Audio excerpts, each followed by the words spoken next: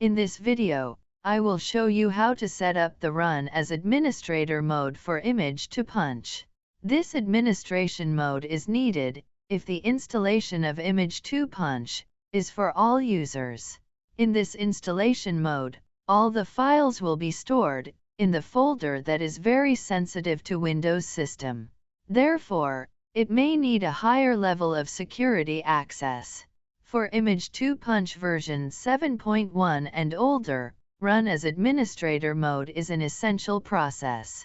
If this mode is not activated, a runtime error message will come up.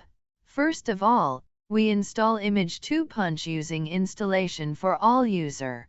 We just need to follow the procedure until the installation is complete. Then, start the Image to Punch by clicking the icon. Because the administration mode has not been selected, the runtime error message come up. Now let's begin to set up the administration mode. In order to set up the administration mode, you need to right-click the Image to Punch icon on your desktop.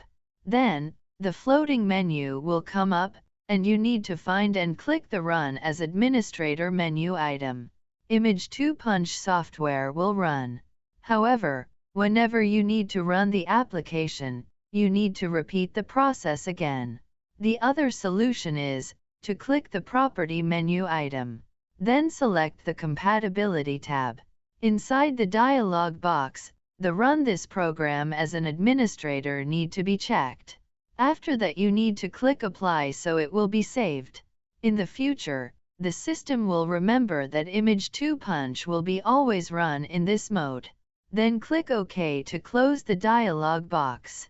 From now on you can run Image to Punch without having to get the runtime error message again.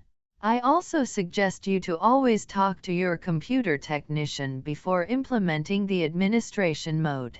This is the end of the video. I am hoping this will provide you a good information.